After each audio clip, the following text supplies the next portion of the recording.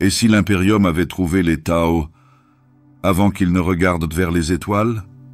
Bien avant les fusils à impulsion et les combinaisons de combat, avant le grand bien, les Tao étaient des tribus primitives, dispersées sous des cieux ouverts. Mais dans cette voie alternative et paisible, un rogue trader tombe sur leur jeune monde bien trop tôt. Et la galaxie bascule. Il ne s'agit pas d'un récit de conquête. Pas tout à fait. C'est le lent et sombre dévoilement de ce qui aurait pu être une légende chuchotée d'intégration refusée, d'avenir non formé. Il existe une planète à la limite des routes oubliées, là où les étoiles dérivent plus lentement et où le vide respire plus doucement. Plus tard, on l'a appelé Tao.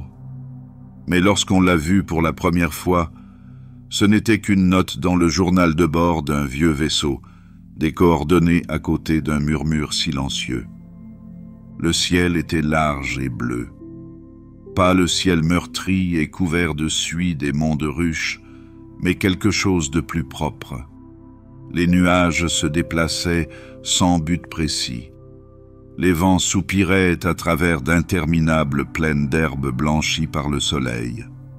Sous ce ciel, des formes se déplaçaient, de petites silhouettes élancées portant des lances de pierre taillées et de feux tenus dans l'argile.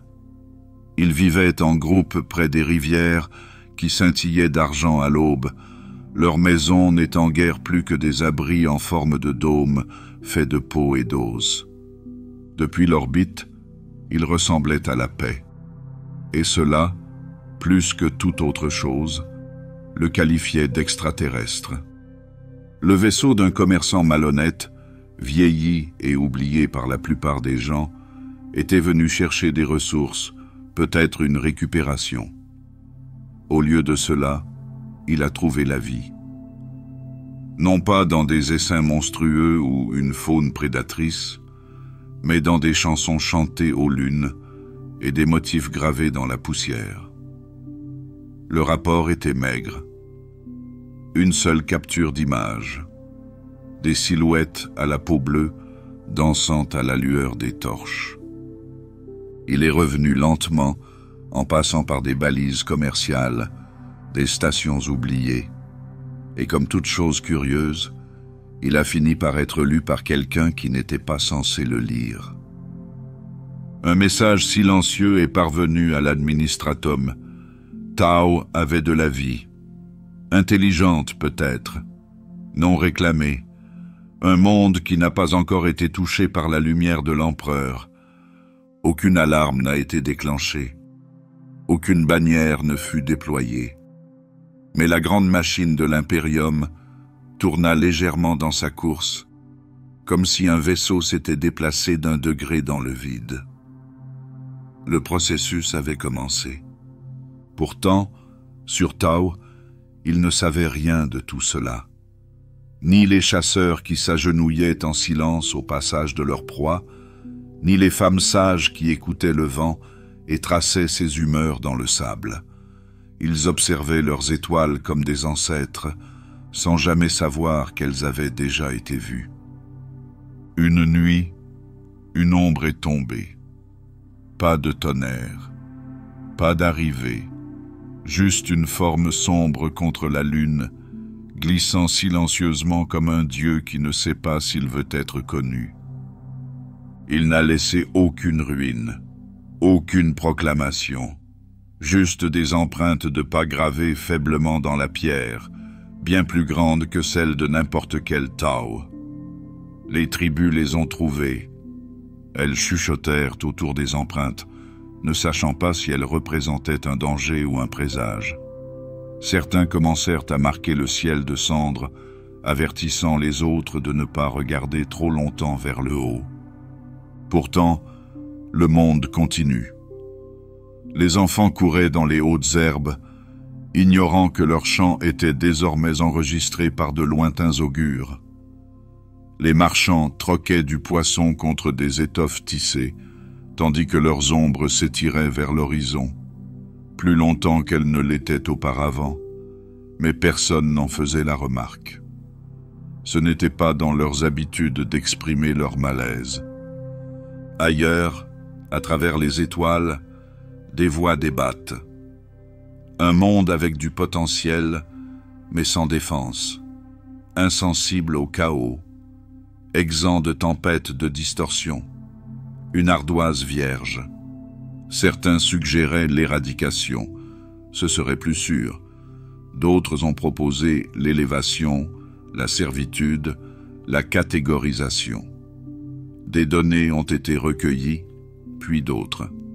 Des modèles de comportement. Contenu minéral. La densité de la population selon des estimations approximatives. Aucune décision n'a été prise rapidement. L'impérium, malgré toute sa puissance, avançait lentement lorsque le sang de la guerre n'était pas encore versé. Mais la planète était marquée, encerclée à l'encre rouge par des mains invisibles. Un jour, quelque chose arriverait. Et pourtant, dans les plaines, seule la fumée s'élevait.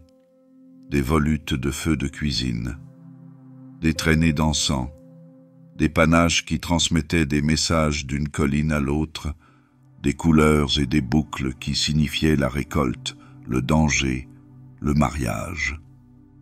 Pour les Tao, ces feux étaient un langage.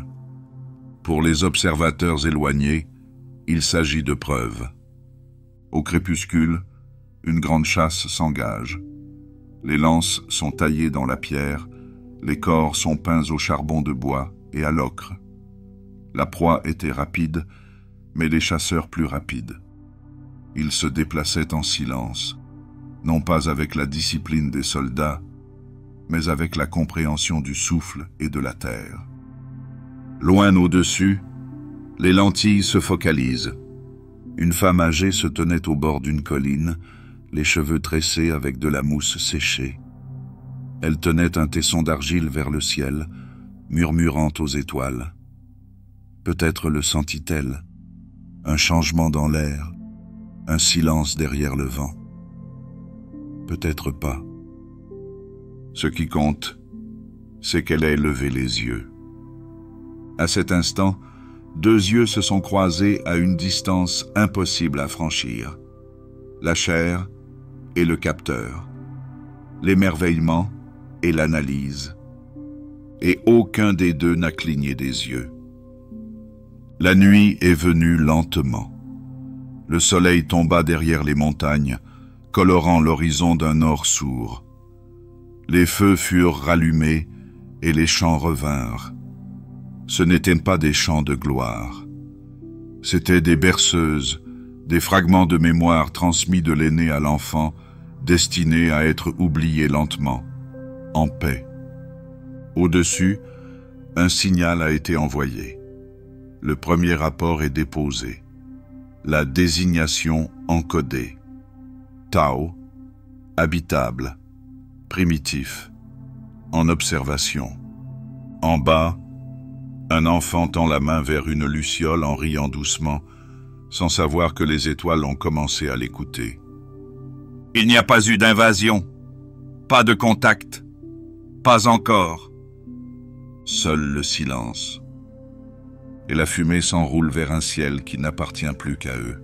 Loin du ciel bleu de Tao, où l'herbe se balance et où les feux murmurent aux étoiles, il y a d'autres endroits, des endroits froids et sans fin, où le silence n'apporte pas la paix, mais la réflexion.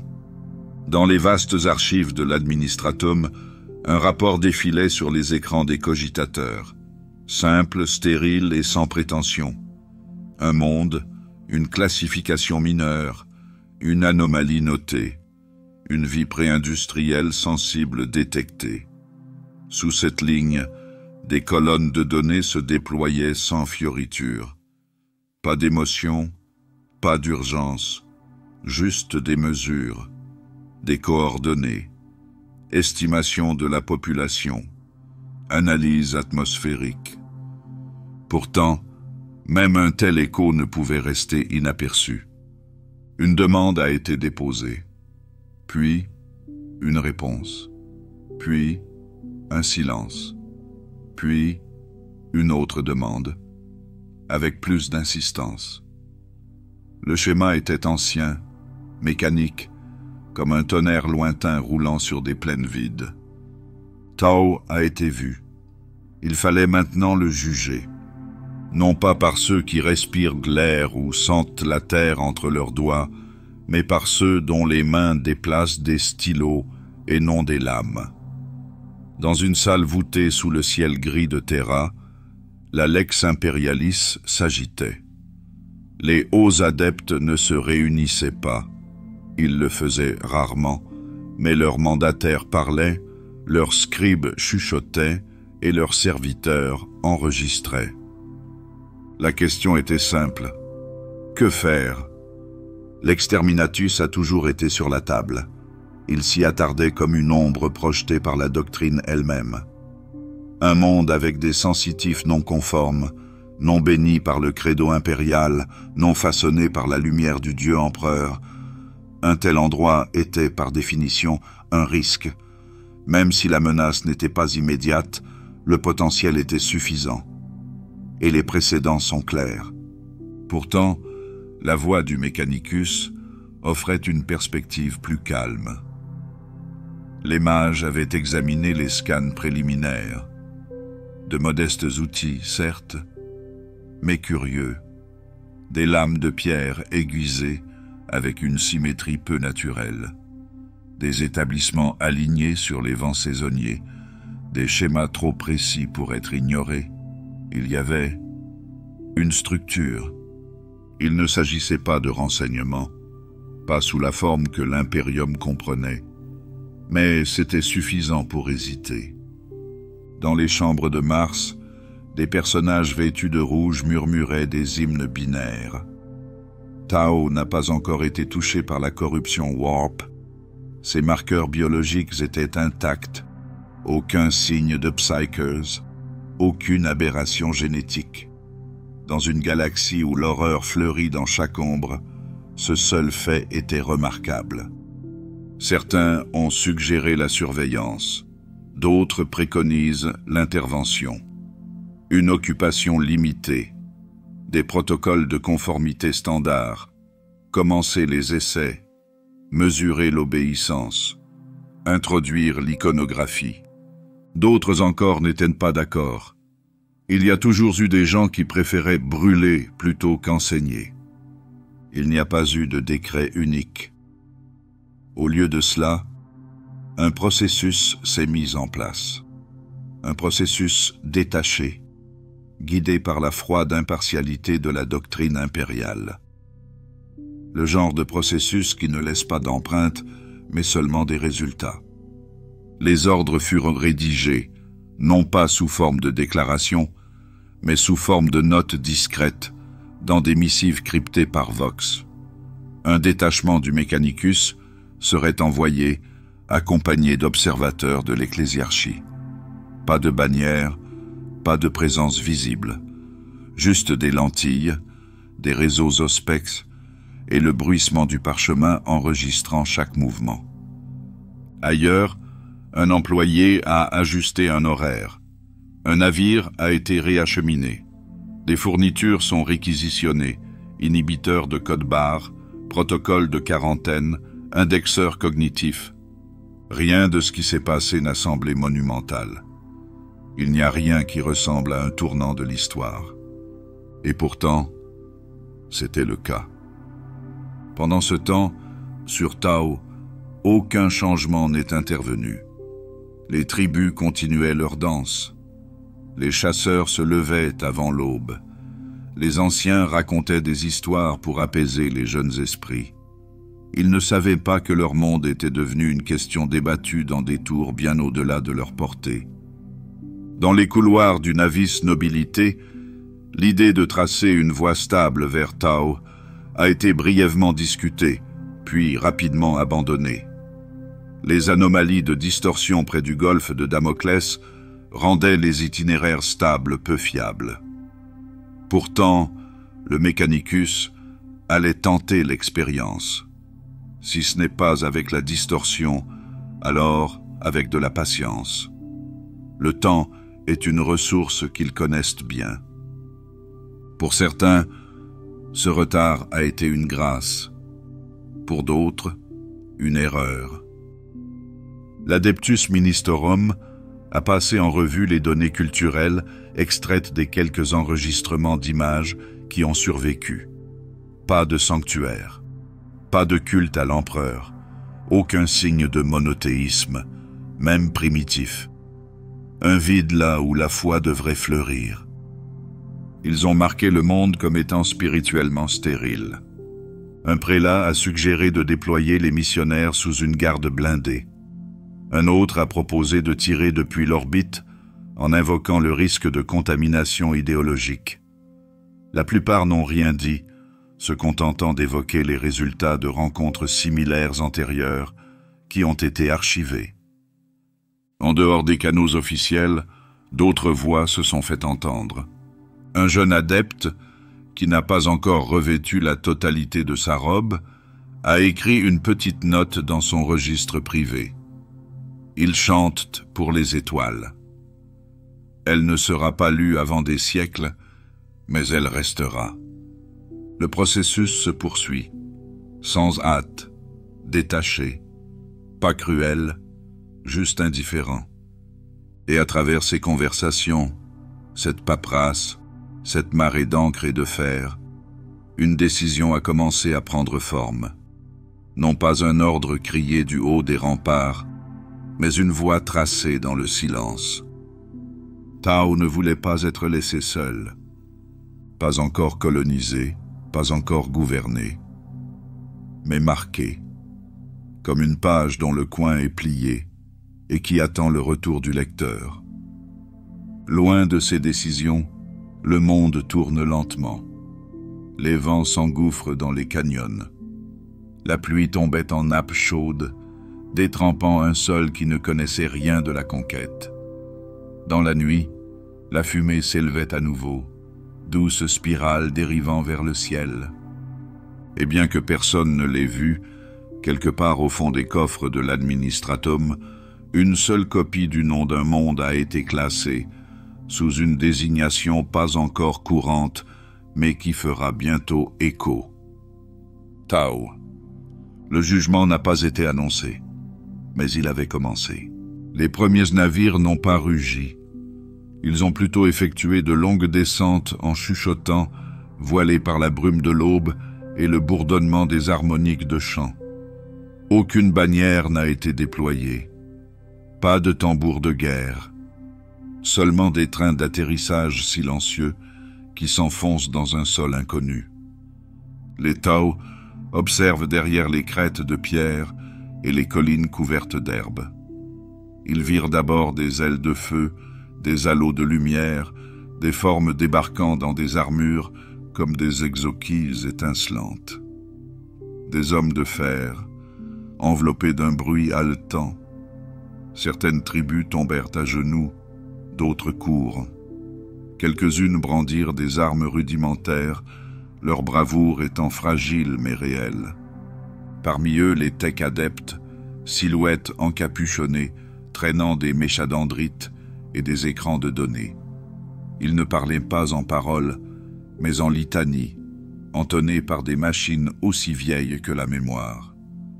Leurs instruments clignotaient en séquences douces, scannant, notant, classant. Autour d'eux, des soldats se déplacent. La garde impériale.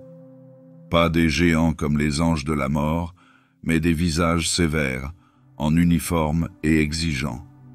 Les bottes s'enfonçaient dans la boue. Les fusils laser étaient suspendus bas mais prêts à l'emploi. Ils établissaient des périmètres, assemblaient des centres préfabriqués. Il n'y avait pas de discours, seulement des ordres, relayés par des clics vocaux et des gestes silencieux. Les Tao ne comprennent pas.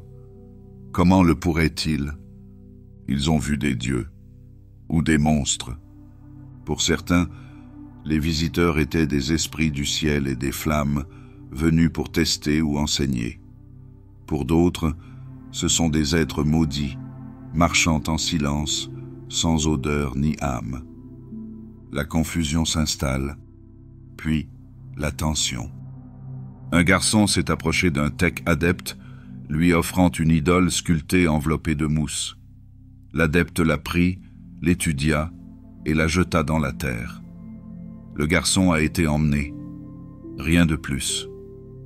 La première escarmouche a eu lieu quelques jours plus tard. Un groupe de chasseurs, jeunes, fiers, sans peur, avait traqué un gros animal dans une région aujourd'hui délimitée par le Survey Field 4A, champ d'études 4A. Ils ne comprenaient pas les balises de délimitation ni les tonalités d'avertissement. Lorsqu'ils ont franchi le périmètre, une tourelle automatisée a tiré une fois, non pas pour tuer, mais pour faire fuir l'animal. Pourtant, l'un d'eux est tombé. Pas mort, mais saignant, gémissant, confus. Les chasseurs reviennent avec d'autres objets. Les pierres volent, des lances en bois frappent les armures sans dommage. Un soldat fut touché, trébucha, se releva. L'ordre a été donné. Suppression non létale. Les bâtons chantent dans l'air. Les champs d'éclairs éclatent en halo blanc. Les tribus se dispersent, éblouies et boiteuses. Personne ne meurt. Mais quelque chose s'est cassé. Ce qui a suivi n'était pas une guerre, ni même une résistance organisée. C'était plus silencieux que cela. Une perturbation. L'immobilité là où la vie circulait librement auparavant. Des villages abandonnés sans lumière de feu. Les pas s'éloignent des chemins connus. Les rituels ont cessé, non par peur, mais par confusion. Des tentes impériales s'élèvent près du lit des rivières.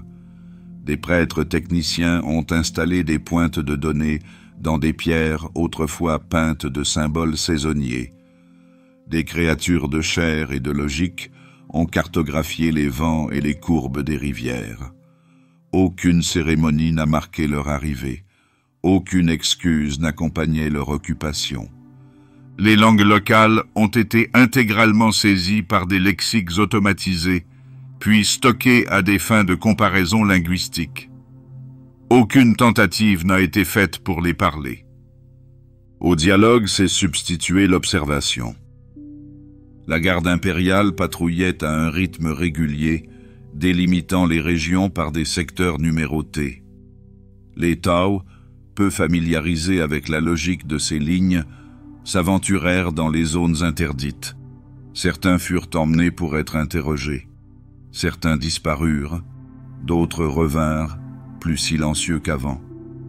Un groupe d'anciens de la tribu a tenté d'aller à la rencontre des nouveaux arrivants, formant une procession ornée de peintures et de tissus. Ils chantaient les vieilles chansons étoilées, portant des offrandes de roseaux tressés et de plumes calcinées. Ils ont été accueillis par le silence, scannés, enregistrés, redirigés. Leurs dons ont été ignorés. Ils se sont donc tous à leur tour. Les tech adeptes ont établi des avant-postes près des plus grands groupes de rassemblement. Ils ont installé des pylônes de détection à côté des sources d'eau, surveillé les signatures thermiques et les schémas comportementaux. Des individus Tau ont été marqués, parfois sciemment, parfois dans leur sommeil. Ils n'ont pas été blessés, mais ils ont été manipulés. Peu à peu, le rythme de vie a changé.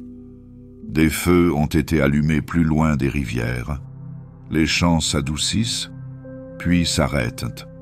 Les plus jeunes commencèrent à imiter les gestes des soldats, sans savoir s'il s'agissait de moquerie ou de compréhension. Les plus âgés observent la scène d'un œil tranquille. Les étoiles sont restées en haut, mais moins de gens ont regardé vers le haut.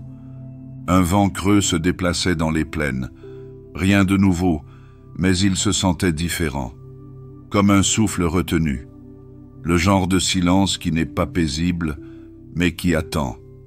Le fer s'est dressé là où il y avait de la danse. Des moniteurs clignotaient là où l'encens flottait. Le monde n'était pas brisé. Il tournait encore. Mais il a tourné avec un poids différent maintenant. Et quelque part dans un champ qui n'est plus sacré, un enfant a tracé des motifs dans la terre, des lignes dont il se souvient à peine et qu'il utilisait autrefois pour appeler la pluie. Ses mains bougent lentement, sans savoir pourquoi. Ses yeux observent l'horizon. À l'horizon, des tours ont commencé à s'élever, des épines métalliques se détachant sur le bleu tendre du ciel. Les vents parcouraient toujours les plaines de Tao, mais leur voix s'était tue. Les chants qu'ils portaient autrefois, rires, chants, berceuses, s'étaient réduits à de faibles échos. Ce n'est pas la guerre qui les a réduits au silence, mais quelque chose de plus doux et de plus étrange. Un autre type d'oubli. Un oubli apporté non pas par le feu, mais par le catalogage. Dans l'ombre des stations d'arpentage impériales, les premières archives ont commencé à se former. Il ne s'agit pas de bibliothèques de sagesse, mais d'archives cliniques. Des vêtements tribaux ont été prélevés, non pas pour être vénérés, mais pour l'analyse des fibres. Les outils décoratifs en os, transmis de génération en génération, ont été scannés puis scellés dans des boîtiers en plastoc. Même le sol à proximité des sites rituels a été extrait et échantillonné en vue d'une cartographie microbienne. Les techniciens adeptes se déplacent parmi les vestiges avec un respect tranquille, non pas pour ce qui a été perdu, mais pour ce qui pourrait être classifié. Leurs cerveaux skulls dérivent au ras des abris abandonnés, cliquetant doucement au fur et à mesure qu'ils prennent des mesures. Les structures étaient étiquetées, cartographiées, puis démontées pièce par pièce. Aucun effort n'a été fait pour les préserver à l'endroit où ils se trouvaient. Les symboles gravés sur des tablettes d'argile ont été copiés à l'aide d'un stylet mécanique, puis essuyés. Un totem de village, sculpté dans du bois flotté usé par le vent et se dressant seul au détour d'une rivière, a été scié avec des lames vrombissantes et placé dans une caisse de transport portant la mention « Anomalie culturelle 17B ». Il ne reviendra pas. Les gens regardaient toujours, mais de plus loin maintenant. De l'autre côté des ravins et derrière les dunes inclinées. Ils ne criaient pas et ne protestaient pas. Ils se contentaient d'observer leur passé se faire doucement démanteler, comme des os sous du verre. Parmi les catalogueurs, un jeune adepte a trouvé un collier tissé de roseaux et de coquillages teintés. Il en traça les boucles de ses doigts gantés, curieux du motif. Cela lui rappelait quelque chose, peut-être une spirale d'un rêve qu'il n'arrivait pas à nommer. Il l'enregistra sous la rubrique « Usage ornemental non fonctionnel » et le mit de côté. Il ne l'a plus jamais étudié.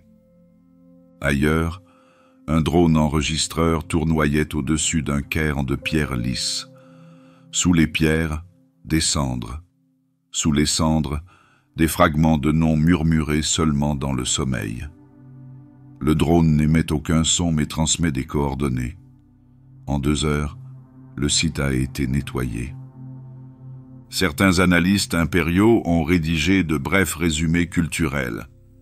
Ces peuples semblent posséder des schémas de migration saisonnière et des croyances cosmologiques rudimentaires. D'autres ont écrit moins. La plupart n'écrivent rien du tout. Les données sont considérées comme complètes. Parmi les restes, seuls les vivants pouvaient encore parler, mais même leurs mots s'affaiblissaient. Les langues des Tao, autrefois vives et rapides, s'en mêlent. Le vocabulaire se rétrécit. Certaines phrases ne sont plus prononcées. Lorsque les noms furent oubliés, les histoires qui les contenaient le furent aussi. L'une des dernières chamanes, autrefois vénérée pour ses chants qui reflétaient le rythme des marées, s'est tue. On l'a vue debout au bord d'un site de fouille du Mechanicus, les bras croisés, le visage tourné vers le haut, comme si elle essayait d'entendre quelque chose qui n'existe plus depuis longtemps. Plus tard, elle a disparu. Dans les banques de données du Mechanicus, son nom n'a jamais été enregistré. Mais la structure proche de l'endroit où elle s'était tenue a été étiquetée Domicile Cluster Theta et conservée sous forme de scan tridimensionnel avant d'être déconstruite pour en extraire le minéral composite. Un lexique a finalement été compilé. Les dialectes tribaux ont été normalisés, puis archivés. Il n'y avait plus personne pour les parler couramment. Une note de bas de page, dans le rapport final, se lit comme suit. La dérive linguistique est désormais irréversible. Dérive linguistique désormais irréversible. Recommandé de ne communiquer à l'avenir que par l'intégration du bas gothique. Toutes les données n'étaient pas cliniques. Un seul observateur, un archiviste trop jeune pour refuser l'affectation, a gardé une trace écrite à la main. Il y notait la couleur de l'eau au crépuscule, le rythme étrange du vent dans les roseaux creux et la façon tranquille dont les Tao ne pointaient plus les étoiles lorsqu'ils racontaient leurs histoires. Ces écrits n'ont jamais atteint Terra. Dans les plaines, un jeune Tao esquisse des symboles dans la poussière avec un fragment de céramique, des symboles qu'il ne comprend pas tout à fait, qui lui ont été enseignés par un ancien qui avait cessé de parler. Lorsque le vent soufflait, il les regardait disparaître et ne les redessinait pas. L'Imperium n'a pas effacé avec malice. Il n'en avait pas besoin. Il a documenté. Il a disséqué. Il est allé de l'avant, comme il l'a toujours fait, transformant la mémoire en archives et les archives en silence. Là où se dressait un monument, un marqueur clignote maintenant avec un code. Là où une chanson s'élevait autrefois, un drone passe aujourd'hui au-dessus de nos têtes. Et sous ce bourdon, les plaines s'étendaient, vastes et nues, ne portant aucune trace des significations qui les parcouraient autrefois. Le ciel est encore bleu. Mais personne ne chantait plus. Là où autrefois les troupeaux se déplaçaient dans la steppe, des créatures aux cornes basses et aux sabots souples qui soulevaient la poussière dans la brise du matin, se dressaient maintenant des structures de fer noir et de lumière clignotante. Elles ne ronronnaient pas comme des êtres vivants. Elles cliquaient, pulsaient et parlaient en code. Les troupeaux avaient disparu. L'herbe était réduite à des touffes grises et cendrées. À sa place, se dressaient des installations skitarii, modulaires, efficaces, indifférentes. Ces bases n'étaient ni des forteresses, ni des maisons. Ce sont des instruments. Leur but n'était pas de gouverner ou de protéger, mais d'observer, d'extraire et de juger dans le silence de l'arithmétique. Chaque angle de leur mur avait été calculé. Chaque capteur était réglé sur des fréquences que même le vent ne pouvait entendre. Les explorateurs magos marchaient parmi eux, leurs membres étaient un mélange de métal poli et de chair lacérée de cicatrices. Leurs visages étaient sans expression derrière des masques recycleurs et des écrans de filtration logique. Ils ne dormaient pas. Ils ne rêvaient que de données. Le monde en dessous d'eux, Tao, n'avait pas changé rapidement, mais il avait changé en profondeur. Les villages étaient maintenant ombragés par des pylônes Vox. Les cours d'eau étaient détournés dans des conduits de refroidissement. Chaque mouvement, chaque respiration était mesuré. Les quelques Tao restés proches du Mechanicus n'étaient plus libres, ni dans l'esprit, ni dans le but. Certains avaient été sélectionnés pour être observés, pacifiquement peut-être, ou discrètement contraints. Ils étaient vêtus d'une tenue stérile et portaient des implants à clignotement lent derrière l'oreille. Leur journée était surveillée par des panneaux auspex. Leur sommeil était cartographié sous forme d'ondes. Lorsque l'on grelottait la nuit, on en notait la cause: température ambiante, réaction au stress, régime alimentaire antérieur. Un serviteur la documente à l'encre bleu pâle, ligne par ligne, sans compréhension. Les expériences n'étaient pas cruelles à dessein. Les adeptes cherchaient à comprendre, pas à souffrir. Mais dans leur quête, ils ont réduit les sujets à l'abstraction. Ce ne sont plus des individus, mais des variables. Les adjuvants ont été introduits. Des améliorations oculaires simples au départ, des stabilisateurs d'articulation. Les Tao n'ont pas été sollicités, ils ont été sélectionnés. Les réactions ont été observées avec grand intérêt. Un sujet, auparavant muet, s'est mis à fredonner doucement après l'insertion neuronale. Un autre a cessé de rêver. Les prêtres techniciens ont pris note. Les serviteurs enregistrent les données. Certains Tao ont été renvoyés dans leur habitat, modifiés. Des membres qui ne souffrent plus. Des yeux qui voyaient au-delà du voile de la nuit. D'autres sont restés, invisibles. Parmi les installations, les serviteurs étaient plus nombreux que les vivants. Autrefois des hommes, autrefois quelque chose d'autre. Aujourd'hui réaffectés. Ils avançaient lentement dans les couloirs éclairés par une lueur froide et indirecte, plaçant des outils, enregistrant des relevés, ajustant les flux de nutriments. Leur voix était plate, pas de discours, mais des signaux de confirmation. Dans l'une des chambres, un jeune Tao fixait son reflet dans une vitre en verre trempé. Son visage n'a pas changé, mais les battements de son cœur ont été ralentis. Sa mémoire avait été indexée. Il ne savait plus en quelle saison nous étions, mais il pouvait réciter des coordonnées jusqu'à la 4e décimale. Il ne pleure plus. Au-dessus de lui, un rouleau d'enregistrement Mechanicus tournait lentement, enregistrant les fluctuations de la réponse hormonale. Les données sont rassemblées, comparées, recoupées avec d'autres spécimens, mais jamais lues à haute voix. Les données importent plus que l'enfant. Et pourtant, le monde est resté étrangement beau. À l'extérieur des bases, l'horizon s'étend encore largement. Les lunes de Tao passaient tranquillement à travers de minces nuages. Le vent, bien que perturbé par les tours, portait encore des traces de vieux pollen.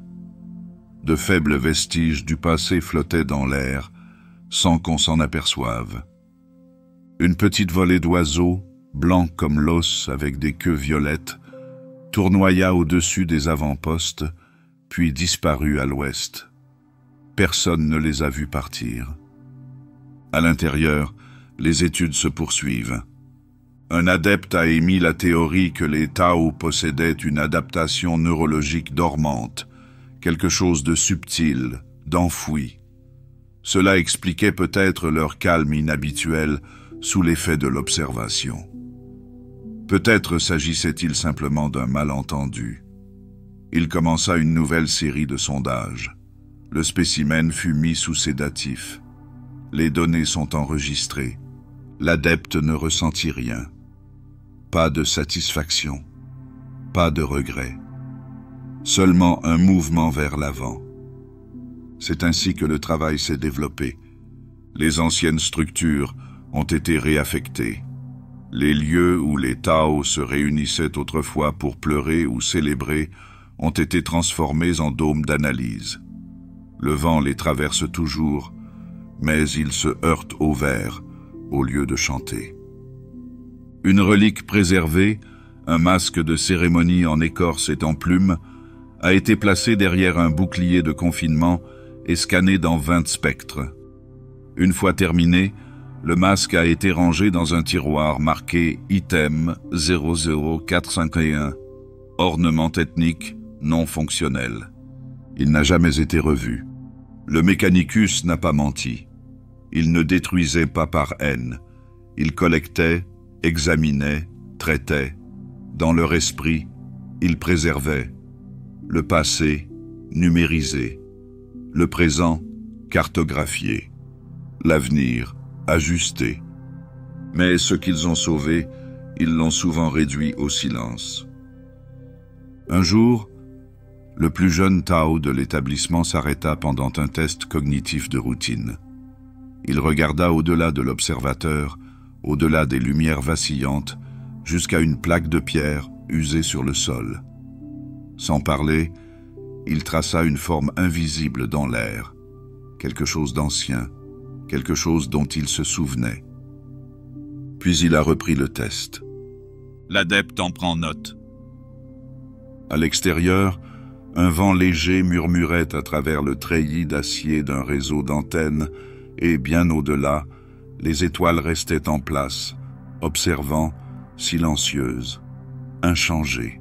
Dans les hautes terres occidentales de Tao, là où les falaises s'élèvent comme le dos de bêtes endormies, vivait une tribu qui n'oubliait pas si facilement. Ils étaient plus grands que leurs congénères, plus larges d'épaules, avec des mouvements affinés par des générations de chasseurs de proies capables de riposter.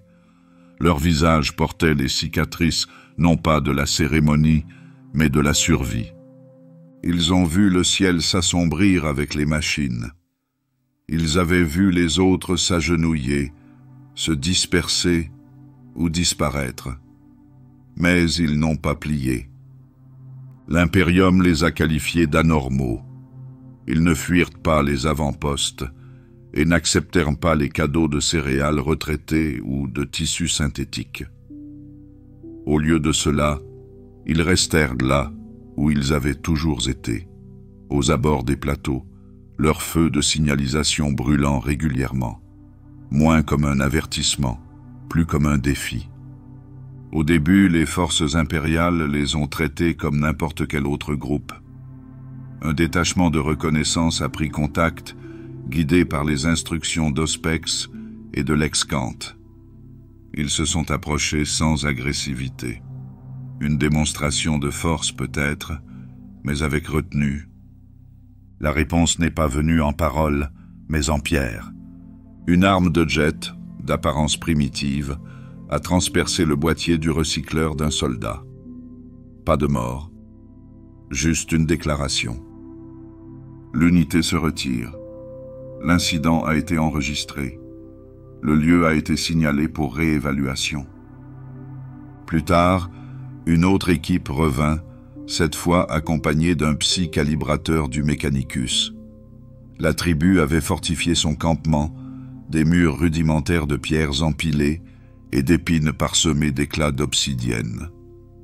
Des feux brûlaient plus haut.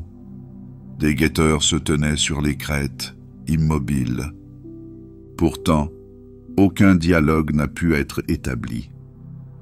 Les tribus ne reconnaissent pas l'autorité de l'impérium. Ils n'ont pas non plus protesté. Ils se contentèrent de tenir bon, comme si les montagnes elles-mêmes leur avaient enseigné l'endurance. C'est alors que le virage s'est opéré. Une patrouille s'est volatilisée, sans autre trace qu'une traînée de sang ne menant nulle part. Peu après, une barge de débarquement a été sabotée. Ces systèmes ont été désactivés avec une telle précision que les ingénieurs impériaux se sont demandé si une aide extérieure n'était pas intervenue. Ils n'avaient pas encore compris que la compétence pouvait se développer en silence. Une décision a donc été prise. L'ordre a été donné à partir d'une plateforme orbitale offshore. Il ne s'agissait pas d'un appel à la guerre, mais d'un appel à la correction. Mesure de conformité standard. Suppression non létale si possible. La force est autorisée en cas de besoin. Pas d'escalade au-delà de la nécessité. L'opération a commencé avant l'aube. Les Skitarii se tenaient à l'affût sur les hauteurs. Des unités de garde tournaient autour des ravins. Des drones scrutent les chemins balayés par le vent. Mais les Highlanders attendaient déjà. Ce qui suivit n'était pas une bataille, pas au sens formel du terme. Il n'y a pas eu de formation, Pas de déclaration. Seulement des mouvements. Des lances lancées depuis le couvert. Des feux de distraction.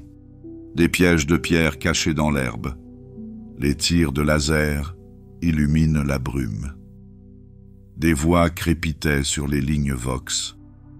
La montagne tremblait dans des bruits sourds et lointains. À la mi-journée, l'air sentait l'ozone et les tissus fumants. De petits corps gisaient encore près des lits des cours d'eau, à côté des sanctuaires brisés qui avaient autrefois marqué le passage à l'âge adulte. Les impériaux avancent, mais le prix à payer a été noté. Un commandant qui revoit les images de l'engagement s'arrête sur une image. Un guerrier Tau, accroupi, les yeux rivés sur l'objectif, sans armes, juste dans une posture d'immobilité parfaite. Pas de peur, pas d'abandon. La concentration. Les images ont été classées, étiquetées et largement oubliées. Mais chez les magos biologie, le modèle a été observé. Ce groupe, disent-ils, possède des réflexes plus élevés, une résistance à l'adrénaline plus forte, une adaptation oculaire plus nette à la faible luminosité, non améliorée mais adaptée. Une déviation? Ou le début de quelque chose de plus? Un débat s'engagea parmi les Mechanicus, tranquillement, sans urgence. Les guerriers des hautes terres sont peut-être uniques, ou ils pourraient être un aperçu de ce que l'espèce pourrait devenir. La désignation a été mise à jour. Groupe de sujets A6. Expression comportementale proto-militariste. Quelques survivants ont été capturés vivants. Ils ont été placés non pas avec les autres tribus, mais dans des voûtes isolées sous des temples de données. Là, ils sont étudiés, non pas avec cruauté, mais avec une froide attention. Leurs mouvements sont analysés, leurs mémoires sont scannées. Certains ont été modifiés en douceur, d'autres moins. Aucun n'a été libéré. Les autres, ceux qui sont morts, n'ont pas été enterrés. Leurs dépouilles ont été transportées dans un centre de recherche sur la face cachée de la Lune, où la décomposition a pu être observée dans des chambres scellées sous vide. Leurs noms n'ont jamais été connus. Mais le feu ne s'est pas éteint. D'autres se souviennent. Des chuchotements ont circulé entre les enclaves dispersées, de ceux qui ont résisté, de ceux qui ont riposté. Le défi n'était pas organisé, mais il résonnait. Parmi les plus jeunes, les histoires ont commencé à se remodeler. Non pas celles des dieux ou des esprits, mais celles de ceux qui ont résisté. L'idée de tenir bon, de tracer une ligne non pas dans le langage, mais dans le mouvement. Le Mechanicus avait cherché à neutraliser une menace. Au lieu de cela, ils ont peut-être préservé une étincelle. La tribu des hauts plateaux a été brisée. Son camp a été démantelé. Ses membres dispersés, morts ou disparus. Mais dans les registres de données, enfouis entre les couches d'analyse, la notation est restée. Déviation comportementale enregistrée. Réévaluation recommandée. Et sous les montagnes, le sol garde encore la chaleur des feux entretenus autrefois par des mains qui ne voulaient pas céder. Le vent souffle doucement dans les vallées. Pas de tambour, pas de cris. Seul le souffle doux d'un souvenir qui n'est pas encore éteint. Les vents de Tau ne murmuraient aucune prophétie. Pourtant, dans le bourdonnement silencieux des stations d'analyse et le faible sifflement des scellés de confinement, quelque chose commençait à faire surface, lentement, comme une vague sous l'eau calme. Le magos biologis était devenu curieux. Tout a commencé par un modèle. Dispersés parmi les populations testées, les sujets Tau ont présenté des taux de guérison incompatibles avec la physiologie enregistrée. Les blessures se sont refermées plus rapidement que prévu. Les maladies, lorsqu'elles étaient présentes, disparaissait sans aide chimique. Même lors d'essais stressants, privation de sommeil, isolement, distorsion sensorielle légère, il n'y a pas eu de panique. Il n'y a eu que de l'adaptation. Dans un premier temps, elle a été rejetée. Variation marginale, à l'intérieur des seuils prévus. Pourtant, les données, une fois compilées, ont montré une convergence. D'une tribu à l'autre, d'une région à l'autre, et même d'une lignée à l'autre, il y avait une cohérence. La résilience. L'Adeptus Biologis a lancé la phase Reductus, une étude plus approfondie du génome de l'espèce, approuvée par une autorité silencieuse. Des échantillons de tissus ont été recueillis, volontaires dans la forme, mais pas dans la vérité. Du sang a été prélevé, de la moelle extraite. Les tissus neuraux ont été scannés sous des champs de distorsion chatoyants. Dans l'hélice du code génétique de Tau, les prêtres techniciens ont cherché une explication. Ce qu'ils ont trouvé, c'est du calme. Le génome n'était pas mal formé. Il n'était pas instable. Il était structuré, mais d'une manière qui ne permettait pas de l'analyser facilement. Des séquences se répétaient sans fonction, mais ne se décomposaient pas. D'autres se repliaient vers l'intérieur, à l'abri des outils de cartographie traditionnels. Aucun signe de marqueur psychique, pas de résonance de distorsion latente, pas d'écho dans l'immatérium. Un vide. Ce n'était pas une absence comme un vide, mais une absence comme une porte fermée, celle à laquelle on ne frappe pas. L'inquiétude grandit lentement, sous couvert de formalité. Des rapports ont été transmis en orbite. La désignation fut à nouveau mise à jour, cette fois avec une note. Aucun potentiel psyker n'a été détecté.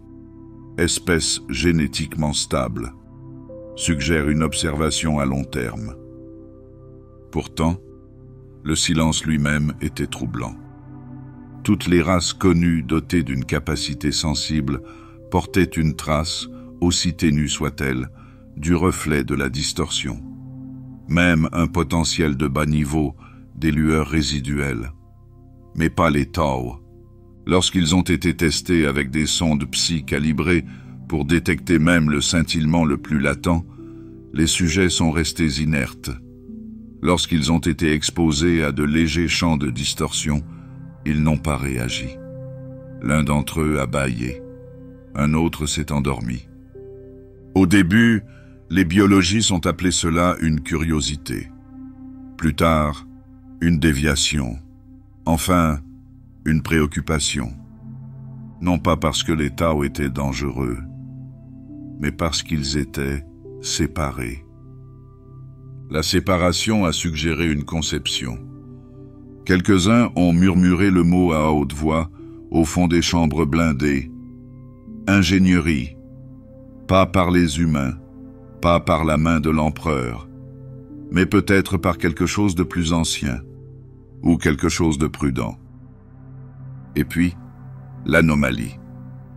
Un seul test, répétable, non dupliqué, a enregistré un flash de structure neuronale irrégulière. Le sujet 9, θ, a tressailli au milieu du balayage. Un observateur a affirmé avoir vu une lueur dans le nerf optique. Cela n'a pas duré plus d'une respiration. Le sujet a été mis sous sédatif immédiatement. L'enregistrement a été revu. Ce que l'on a vu, c'est du bruit. Pas des parasites, pas des interférences, mais un bruit qui ressemblait à un message, en dents de scie, en couche, non naturelle. L'incident n'a jamais été enregistré officiellement. Le sujet ne s'est plus réveillé. Dans les heures qui suivent, 2 adeptes de biologis se soumettent à l'autoséquestration. L'un a invoqué des hallucinations auditives, l'autre a refusé de s'exprimer. Depuis l'orbite, L'Inquisition a demandé un résumé. Ils en ont reçu un, soigneusement classé. Pas de traits anormaux. Espèce génétiquement fermée. Recommandation de maintien dans le niveau d'études auxiliaires. Mais parmi les Mechanicus, quelque chose a changé. Le génome n'a pas cédé. Il ne s'est pas ouvert comme d'autres l'avaient fait. Sa structure, bien que cartographiée, restait incomplète. Sa conception semblait intentionnelle, comme un cryptogramme écrit dans un défi calme. Un magos, plongé dans ses archives privées, a enregistré une phrase qui sera effacée dans la journée. Le chant des gènes ne fait pas écho. Il absorbe, il observe. Ce qui n'était pas explicable était mis de côté. D'autres tâches sont prioritaires. Mais les données sont restées, cryptées, catégorisées, scellées. Et les sujets, ceux qui vivent encore, ont été laissés dans le silence.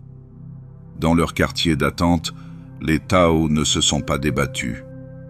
Ils se sont assis. Ils dormaient. Ils se parlaient doucement dans des cadences que les traducteurs n'avaient pas réussi à reproduire depuis longtemps. Leurs mots s'enroulaient comme le vent, imbriqués dans des significations trop subtiles pour être disséquées. Ils n'ont pas eu peur. À l'extérieur de l'installation, la poussière se dépose sur des rails silencieux. Les relais électriques clignotent au rythme des tempêtes lointaines.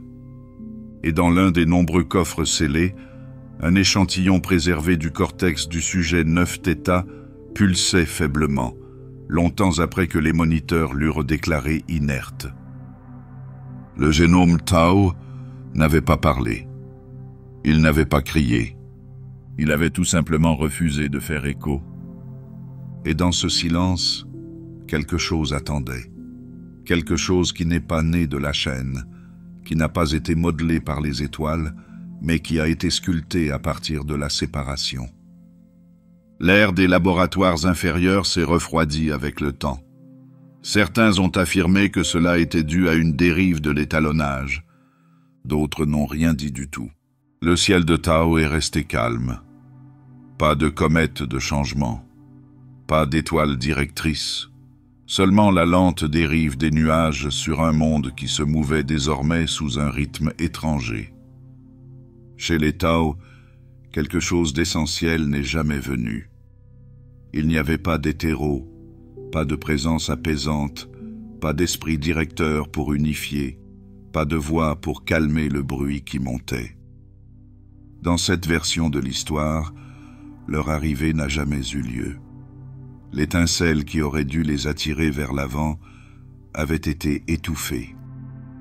Ainsi, les tribus ne se sont pas réunies en un seul groupe. Elles n'ont pas créé de caste ni proclamé de doctrine. Aucune vision commune n'a façonné leur croissance. Il n'en resta que des fragments, dispersés comme des éclats sur du sable mouvant. Certains groupes, rapprochés des enclaves impériales, ont commencé à refléter leur structure, non pas à dessein, mais à cause de l'exposition. Ils portaient des uniformes en tissu fournis pour la chaleur, puis les ont adoptés comme une coutume. Ils observaient les machines et commençaient à imiter leur utilisation. Ils ont été étiquetés comme étant conformes, parfois utiles. D'autres étaient moins visibles. Dans les deltas du Sud, des groupes entiers disparaissent discrètement. Leurs pistes menaient vers les zones d'excavation, de larges fosses bordées de monorails et de servotracteurs. L'air y scintillait de chaleur et d'électricité statique. Les ouvriers qui s'y trouvaient ne parlaient pas. Ils avaient la peau bleue, étaient courbés, silencieux, se déplaçaient sous des lampes à arc, transportant des pierres qui ne signifiaient rien pour eux. L'impérium les appelait main-d'œuvre auxiliaire. Assignés, pas forcés, pas asservis, juste déplacés dans de nouveaux rôles. Certains d'entre eux ont commencé à oublier leurs propres mots. Au nord, loin des bases, L'isolement fait monter la tension. Pas de guerre, mais des conflits sans forme, des désaccords sur la nourriture. Les chemins se croisent avec méfiance. Des communautés se sont divisées pour des raisons que personne ne pouvait expliquer à voix haute. Les familles ont sombré dans la solitude. Des clans se sont repliés sur eux-mêmes, puis se sont éloignés. Sans les Ethereals, rien n'a permis de recoller les morceaux. Pourtant, chez certains, des fragments d'objectifs ont subsisté. Un groupe de jeunes, élevés près des champs de générateurs, commença à parler en symboles sur un ton mécanique. Ils avaient vu passer les silhouettes vêtues de rouge du Mechanicus et imitaient leur manière. Leurs propres aînés ne pouvaient pas les comprendre. Ils construisaient des outils rudimentaires à partir de rebuts. Ils n'étaient pas corrigés. Ailleurs, une autre faction façonne leur vie en s'opposant. Leurs vêtements portaient les traces des tribus précédentes, ceinture rouge, marque blanche comme de la craie, mais leurs yeux ne retenaient que la distance. Ils se déplaçaient la nuit, ne s'approchaient jamais des patrouilles impériales et laissaient derrière eux des signes gravés dans l'écorce. Leur signification est inconnue. Les divisions se sont aggravées, non par la violence, mais par l'absence. Une lente dérive. Et pourtant, l'Imperium n'a pas bougé d'un iota. Les registres de l'administratum indiquaient les déplacements de la population. La production de travail de Tau était enregistrée en tonnage. Des troubles occasionnels ont été notés, puis réprimés, puis oubliés. Aucune enquête n'a suivi. Le monde était catalogué. Les gens étaient traités. En orbite, un analyste a remarqué que l'espèce semblait manquer d'instinct de commandement central. Il a classé cela dans la catégorie docilité structurelle, ignorant ce qui aurait pu être, ce qui aurait dû émerger si les hétéros étaient venus. Au lieu de cela, il n'y avait que des fractions. Dans une zone d'attente, un petit conseil d'anciens a tenté de faire régner l'ordre. Ils ont partagé l'eau. Ils se sont partagés la nourriture. Ils parlaient jusque tard dans la nuit dans un dialecte qui disparaissait rapidement. Mais en l'absence de contact plus large, leur influence ne s'est jamais étendue. Leur feu s'est éteint. Parmi les magos biologie, l'absence de capacité psionique restait une curiosité. Les Tau étaient si inertes, si stables, que certains se demandaient s'il était même nécessaire de les étudier davantage. Un article d'archives le mentionne. Espèce peu susceptible de développer une unité spontanée. Recommander une réorientation vers l'affectation de la main-d'œuvre du secteur. Le terme intégration a été utilisé. Mais ce qui est apparu, c'est tout simplement l'assignation. Certains Tau ont été envoyés hors du monde, transportés avec d'autres pour travailler sur des lunes sans ciel. Là, ils portaient des caisses, réparaient le blindage de la coque, raclaient les algues des réservoirs de nutriments. Ils ne se sont pas plaints. Ils ne se sont pas non plus adaptés. Leurs souvenirs se sont estompés, étirés sous des soleils artificiels. De retour sur Tau, le temps n'a pas changé. Les saisons passaient sans être célébrées. Les rituels, autrefois liés au cycle de croissance et de récolte, n'étaient plus que murmurés par ceux qui se souvenaient encore de leur tonalité. Aucune nouvelle tradition ne les remplaça. Les enfants nés à l'ombre des stations impériales apprenaient plus de cogitateurs que de chants. Ils ne se posent pas de questions. Il n'y avait personne pour leur montrer le contraire. Quelques-uns ont dessiné des formes dans la poussière. Quelques-uns ont répété de vieilles histoires sans fin. Mais même ces échos se sont estompés. Ce qui aurait dû les guider n'est jamais venu. Les hétéros, absents, ont laissé derrière eux un vide, non pas de puissance, mais de cohésion. Un effilochage silencieux, fil par fil. L'impérium ne l'a pas remarqué. Dans les mines, profondément enfouies sous la surface, les travailleurs se rangent dans l'obscurité. Aucune bannière n'a été brandie. Aucun nom n'a été rappelé. Il n'y a que le bruit lointain des machines et le souffle lent d'un peuple qui s'oublie sous le poids de l'ordre d'un autre. Le vent les touche tous, mais n'apporte aucun message. Seulement la poussière. Dans les vallées ombragées, entre les stations d'arpentage désaffectées et les sites de fouilles oubliés, un autre type de Tao commença à émerger, ni tout à fait tribal, ni tout à fait modelé par le protocole impérial. Il s'exprimait dans des langues à moitié formées, mi-écho de vieilles chansons, mi-emprunt de bribes de bas gothiques. Leurs esprits contenaient des fragments, des souvenirs de rituels, des aperçus de structures, des aperçus des machines qui les gouvernaient. Ils ont été élevés dans les faubourgs. Certains ont récupéré des pylônes vox cassés et des cogitateurs froids, non par rébellion, mais par curiosité. D'autres étudiaient des manuels jetés par des serviteurs trop endommagés pour fonctionner.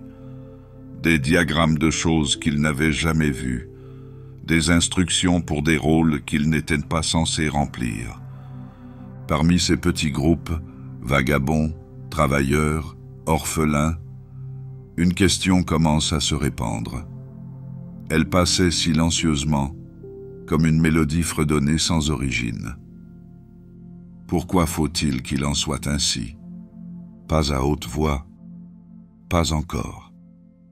Mais la question est tout de même posée. Ils se souviennent d'histoires que leurs aînés n'ont jamais racontées, des rêves de cieux sans bateau, d'eau propre, pas de canalisation, de maisons faites de leurs mains et non de modules descendus d'orbite. Ils imaginaient des horizons bleus sans moteur ni code, non pas comme une doctrine, mais comme un désir. Ils ne parlaient pas de trône. Le concept leur était étranger. Ce dont ils rêvaient n'avait pas de forme, pas de chef, seulement l'absence de règles. Les premiers rassemblements étaient modestes. Il ne s'agissait pas de mouvements, mais simplement de feux de camp qui attiraient d'autres personnes. Des idées ont été échangées autour d'un pain partagé. Des questions gravées dans la pierre. Tous n'étaient pas d'accord. Tous ne comprenaient pas. Mais quelque chose d'ancien s'est réveillé sous la surface. Dans un dépôt abandonné, les murs avaient été peints de symboles, de spirales et de lignes de flammes qu'aucun lexique impérial ne pouvait traduire. L'odeur de la mousse brûlée flottait dans l'air. Il n'y avait pas de corps. Seul le silence régnait. Les registres d'administratum ont noté la diminution de la conformité régionale. Aucune alarme n'a été déclenchée. Les autorités locales ont envoyé un drone de surveillance. Le drone n'est pas revenu. Peu après, une cache de munitions a été retrouvée vidée. Son contenu n'a pas été comptabilisé. Puis un relais de communication s'est éteint. L'insurrection n'était pas vaste, pas de grandes bannières, pas de déclarations. Mais dans 3 régions adjacentes, des lignes électriques ont été coupées. Des patrouilles de serviteurs sont tombées dans des pièges. Un petit contingent de la garde est tombé dans une embuscade lors d'une opération de routine. 2 blessés, 1 disparu. Ils n'ont pas été attaqués par des soldats. Ils ont été frappés par des ombres vêtues de tissus à motifs, au visage marqué par des peintures faites de terre et de cendres. Leurs armes étaient rudimentaires, mais elles visaient juste. Les données sont arrivées lentement. Une perturbation, isolée mais active. Le commandement impérial a émis une directive de confinement. Pas d'escalade, une anomalie mineure. Mais avant que le confinement ne puisse être déployé, l'anomalie s'est amplifiée. Une installation minière a cessé de transmettre. Le dernier message de son responsable était une image floue, de la fumée s'élevant derrière l'horizon et des silhouettes se déplaçant contre elle, rapides et silencieuses. À partir de l'orbite, l'évaluation a été révisée. Risque de rébellion, modéré. Risque de contamination, élevé. L'ordre est venu des hauteurs de l'atmosphère.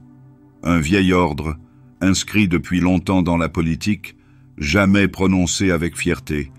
Une frappe chirurgicale, mesurée, finale. Une région, une seule. Du vide, le feu tomba. Pas une tempête, pas un bombardement. Une simple lance de lumière, pure, impersonnelle. Elle a frappé comme une aiguille, précise et irréversible. Le cratère d'impact a brillé pendant un jour et une nuit, puis s'est refroidi. L'air qui l'entoure a un goût de mémoire brûlée. Aucune déclaration officielle n'a suivi, pas d'avertissement, aucun nom. Les autres secteurs se sont tus. La résistance, si on peut l'appeler ainsi, s'est éteinte. Ses leaders, s'il y en avait, n'ont jamais été retrouvés. Les questions autrefois posées sous la toile et la lumière des étoiles ont été englouties, non pas oubliées, mais laissées en suspens. Ceux qui sont restés sont retournés à leurs habitudes, ou s'enfoncent dans des terres qui ne sont plus cartographiées. Les administrateurs ont marqué la région comme stabilisée. Une entrée a été ajoutée aux archives. Non-conformité mineure traitée. Le sous-type montre des signes de déviation structurelle persistante. Recommander une surveillance à long terme. À la surface, un jeune Tao solitaire, à peine plus qu'un enfant, se tenait au bord d'une crête surplombant le bassin brûlé. Il ne comprenait pas ce qui avait été perdu, seulement que le vent ne se déplaçait plus de la même façon. Dans sa main, il tenait un éclat de visière brisée, pas comme une arme, pas comme une relique, simplement comme un objet ayant appartenu au ciel. Il se retourna et s'enfonça dans le crépuscule. Les étoiles au-dessus clignotent une à une. Leur lumière n'a pas jugé. Il s'est seulement attardé. Dans les sous-sols des cités ruches, au-delà des ascenseurs grinçants et des cages d'escaliers rouillées, des formes étranges se déplaçaient sous des lumières vacillantes. Ce ne sont pas des serviteurs, bien qu'on les prenne souvent pour tels, pas des gardes, même s'ils portent l'uniforme. Des hommes à la peau bleue, grands, aux membres maigres. Les yeux sont alertes, mais distants comme les miroirs d'un rêve trop lointain pour qu'on s'en souvienne. Les Tao avaient été intégrés dans le giron de l'Imperium, non pas en tant qu'alliés, ni en tant qu'ennemis, mais en tant qu'outils adoucis par le temps. Leur intégration n'était pas une cérémonie, mais une procédure. Ils ont été affectés à des rôles où leur silence était utile, là où les questions s'estompaient avant de pouvoir être posées. Dans les quais de chargement, ils déplacent des conteneurs estampillés dans des langues qu'ils n'ont jamais appris à parler. Dans les salles diplomatiques, ils se tenaient à l'écart, traduisant avec une précision mesurée, sans jamais croiser leurs regards. Dans les avant-postes de reconnaissance sur les lunes périphériques, ils ont guidé les chemins à travers des terres que leurs ancêtres auraient qualifiées de sacrées, mais qui n'avaient plus de nom. Mais aujourd'hui, ils n'ont plus de nom. Ils étaient efficaces, ils étaient silencieux, et surtout, ils étaient présents. Dans un millier de mondes, des chuchotements ont traversé les allées et les ponts des messes. Les hommes bleus dans les tunnels, des guides silencieux à travers les tempêtes de cendres, des yeux comme de la pierre polie, pas de rire. Personne ne savait où ils dormaient, rares sont ceux qui se souviennent les avoir vus manger. Ils sont venus, ils travaillaient, Ils sont partis. Sur un mont de ruche, Careth Minoris, des personnes ont été aperçues près de la base de Spire Hex. Les ouvriers disaient qu'ils se déplaçaient comme des fantômes, ne touchant jamais les portes, ne parlant jamais à moins qu'on ne leur adresse la parole. Un enfant a juré que l'un d'entre eux l'avait aidé lors de la chute d'une poutre de soutien. Personne ne l'a cru. Aucun rapport n'a été déposé. Dans un manufactorum situé au-dessus de la ligne de smog, un traducteur Tau a été affecté à un superviseur principal d'Hydrax. Le superviseur a noté la précision du calibrage linguistique du Tau, mais a remarqué qu'il ne souriait jamais, qu'il ne faiblissait jamais et qu'il ne parlait jamais de son pays. Le traducteur n'avait pas de désignation, juste une étiquette numérique et un enregistrement vierge. Ailleurs, ils ont tracé des tunnels dans de la glace très fine. Ils ont emprunté des couloirs laissés vacants par d'autres espèces. Ils ont été placés là où la présence humaine se faisait rare, là où le silence était synonyme de survie. Leurs mains ont appris la technologie impériale plus vite que prévu. Non pas par l'ingéniosité, mais par la répétition patiente. On ne leur a pas enseigné le credo. Aucun prêtre ne marchait parmi eux. Pas de sermon. Pas d'absolution. Leur foi était supposée inutile.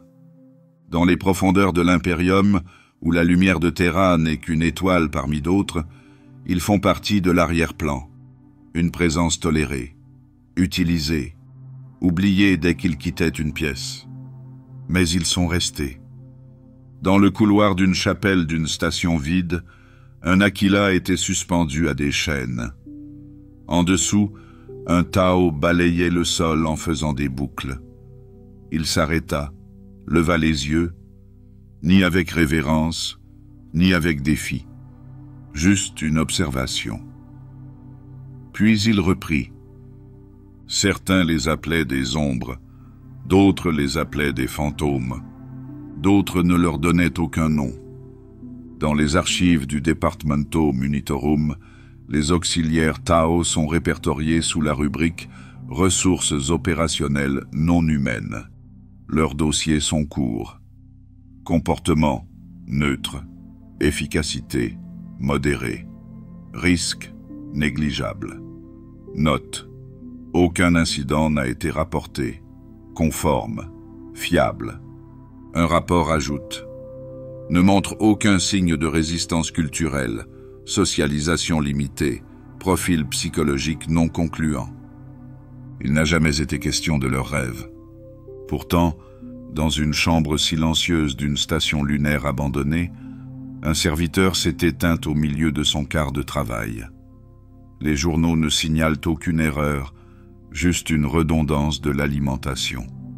Mais sur la console près de sa station, quelqu'un avait dessiné un symbole dans la condensation. Un triangle incurvé entrecoupé d'un cercle. Pas impérial, pas Tau, autre chose. Il s'est éteint avant le matin.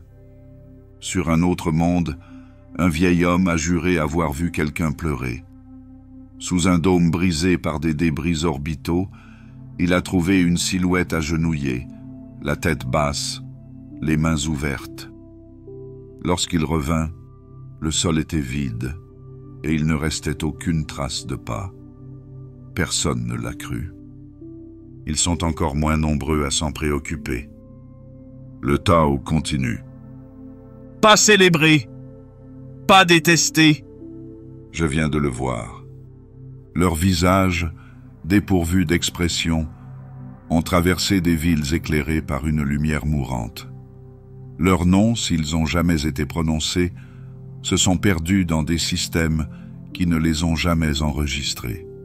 Leur langage, inutilisé, s'est recroquevillé sur lui-même, gardé dans les chuchotements, transmis à voix basse dans les brefs moments qui séparent les quarts de travail. Ils n'ont pas parlé de ce qui a été perdu, mais lorsqu'ils marchaient à 2 ou à 3, ils se déplaçaient avec une subtile synchronisation. Lorsqu'il regardait le ciel, ce n'était jamais au hasard. Et une fois, sur un agrimonde lointain, une enfant a affirmé en avoir entendu un fredonner une mélodie différente de toutes celles qu'elle connaissait, comme le vent dans l'herbe sèche ou l'eau qui coule sur des pierres enfouies. La chanson n'a plus jamais été entendue. Et pourtant, il s'est attardé. Dans les profondeurs des flèches des ruches et dans les voûtes gelées des coques de navires, parmi la suie et les hymnes des machines, les Tao servaient. Pas cassé, pas entier. Juste un peu de calme. Sous la surface d'une forge lune dans le sous-secteur du Pirée, une chambre pulsait dans un silence rythmé. Entre ces murs de laiton ventilés et d'acier sacré, des sujets Tao travaillaient sous observation. Des mains gantées ajustaient les conducteurs, calibraient les lentilles, traçaient les veines des circuits avec un soin qui n'était plus enseigné, mais seulement imité. Ils n'étaient pas prisonniers, ils n'étaient pas non plus libres.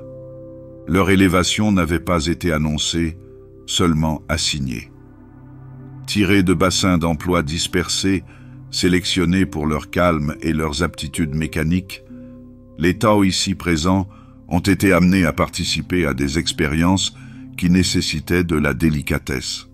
Pas d'inspiration, pas de foi, juste le bon doigté.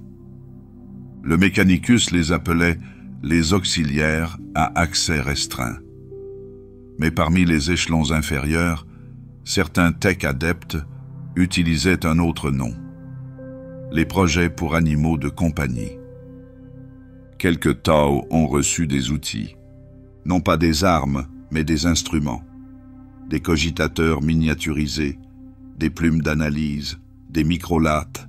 Ce ne sont pas des cadeaux, c'étaient des défis. Et les Tao les relevèrent avec une concentration tranquille. Leur conception était peu orthodoxe, avec des angles différents et souvent sans les redondances ornementales considérées comme sacrées. Mais ils fonctionnaient, parfois mieux que prévu. L'un d'entre eux a produit un amplificateur de relais qui a permis de réduire de moitié le délai de transmission des signaux. Un autre a perfectionné un lecteur de diagnostic pour qu'il puisse fonctionner sous l'eau, bien qu'aucune directive n'ait été émise en ce sens. Ces actes ont été enregistrés, répliqués, attribués au mimétisme adaptatif. Le Mechanicus ne les a pas félicités. Au lieu de cela, ils ont regardé. Chaque amélioration a été répertoriée. Chaque déviation était examinée. Après tout, le dieu machine n'accueillait pas l'innovation. Il tolérait la correction, permettait la maintenance et exigeait la révérence. La pensée originale est un risque.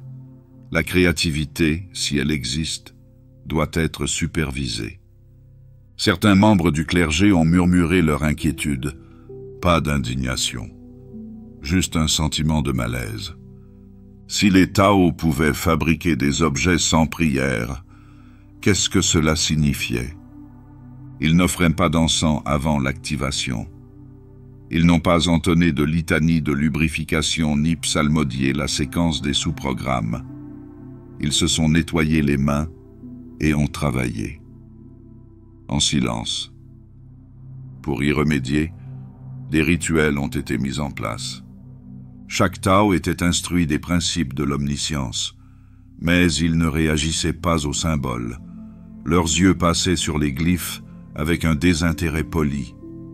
Ils obéissaient au mouvement, mais sans rythme. Un cerveau-crâne nota que le sujet 73 s'inclinait de 3 degrés de moins que prévu lorsqu'il bénissait un noyau de données. L'entrée a été marquée pour examen. Malgré cela, leur travail s'est poursuivi. Un adepte a enregistré la conception d'une interface de ciblage fabriquée par Tao qui a amélioré la précision du cerveau-bras de 12%. Interrogé, le sujet a simplement incliné la tête et a dit « C'est logique ». Aucune autre explication n'a été donnée. Un autre a construit un prototype de drone minier qui ne nécessitait aucune commande vocale, uniquement des gestes. Il réagissait au mouvement comme un animal dressé. Le modèle a été copié. Le crédit n'a pas été copié. Les magos qui supervisent l'installation ont autorisé l'expansion. D'autres Tau ont été transférés. L'observation s'est intensifiée. Des limites ont été ajoutées. Pas d'accès au dépôt de code sacré, pas de source d'énergie autonome, pas d'autorisation pour les interfaces neurales. Pourtant, même avec ces contraintes, ils se sont adaptés. Non pas parce qu'ils en avaient reçu l'ordre, mais parce qu'ils le pouvaient. Et pourtant, ils sont restés silencieux. Pas de rébellion, pas de refus. Juste des yeux qui regardent, des mains qui bougent et des pensées qui n'atteignent jamais la vox. Un adepte a émis l'hypothèse qu'ils n'avaient pas d'âme. Un autre a suggéré que leur innovation ne provenait pas de la pensée, mais de l'instinct, un contournement évolutif de la foi. Le débat n'a jamais été tranché. Mais peu à peu, certains parmi les Mechanicus commencèrent à imiter ce que les Tau avaient fait. De petits changements, de minuscules calibrages cachés sous des couches de révisions approuvées. Les Tau n'ont pas protesté. Ils n'ont pas cherché à être reconnus. Ils ont simplement noté les modifications et ont continué à travailler. Lors d'un cycle nocturne, un jeune tech adepte est entré dans le laboratoire auxiliaire pour récupérer un scanner. Il trouva un Tau assis, immobile, les yeux ouverts. Devant lui se trouvait une roue dentée cassée, dont les dents étaient déformées par la chaleur. L'adepte lui demanda ce qu'il faisait. Le Tau a répondu doucement « J'écoute ». « À quoi ?» demanda l'adepte. Il n'y a pas eu de réponse. Le lendemain, la roue dentée avait disparu. Et sur une console à côté du drone réassemblé, peinte à l'encre translucide des circuits, une petite spirale avait été dessinée. Elle ne faisait pas partie du schéma.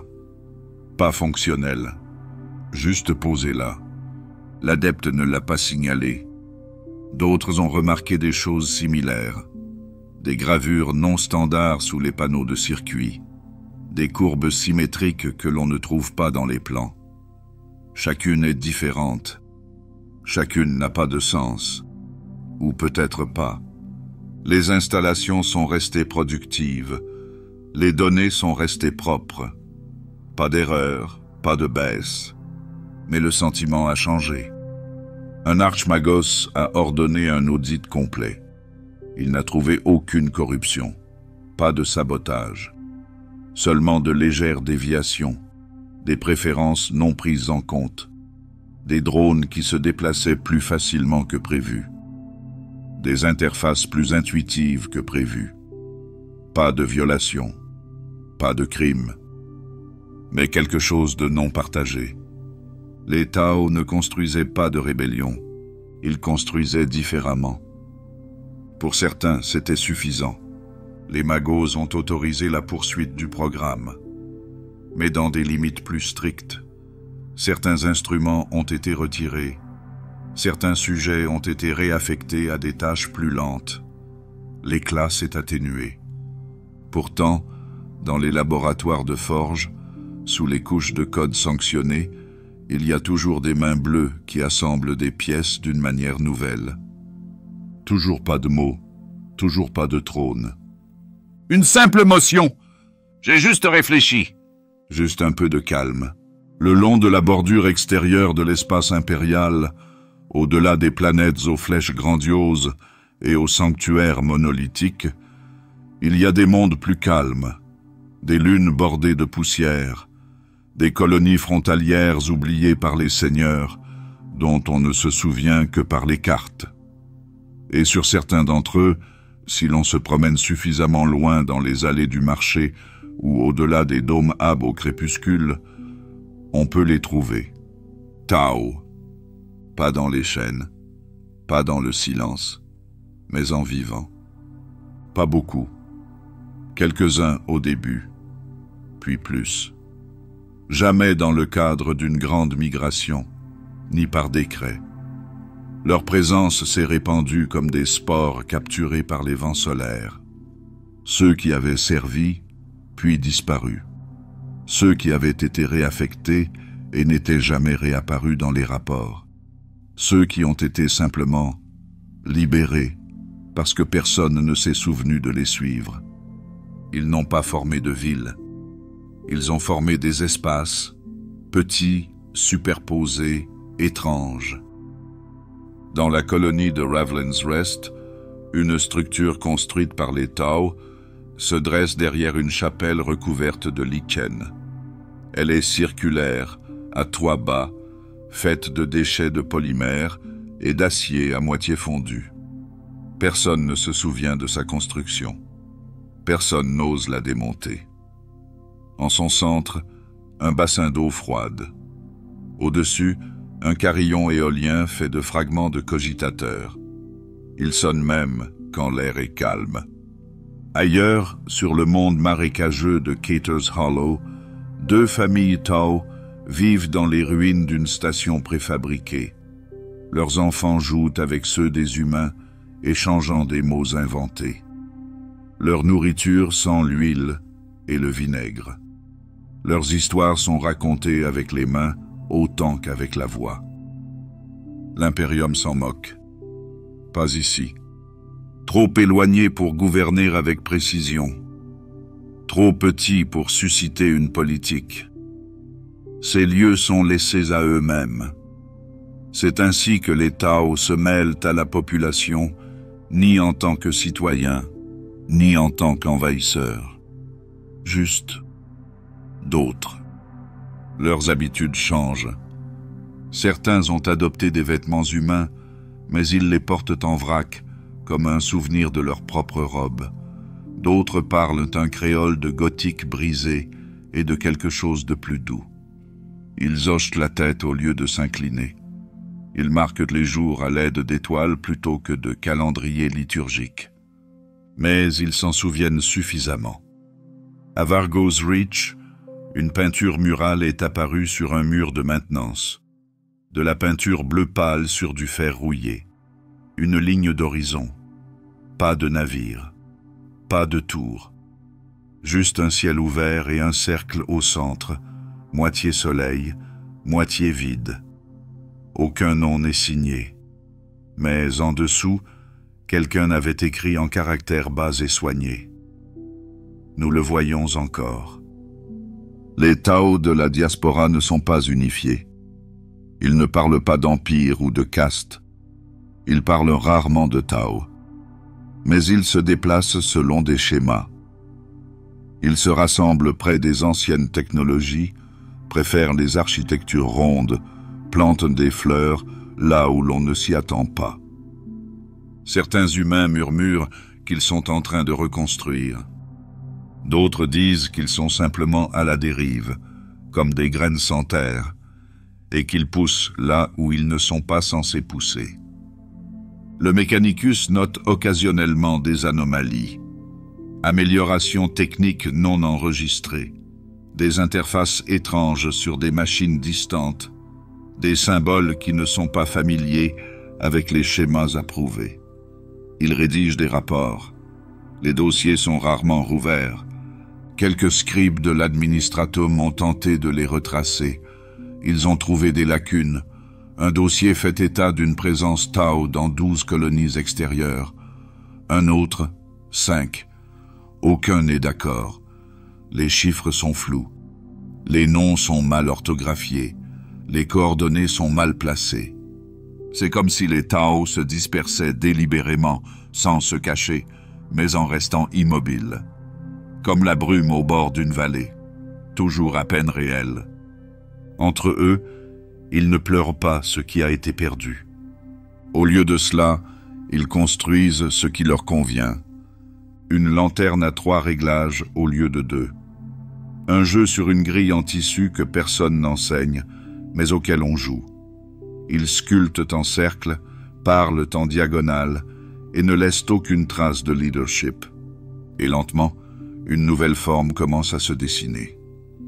Pas une nation, pas un réveil, un hybride.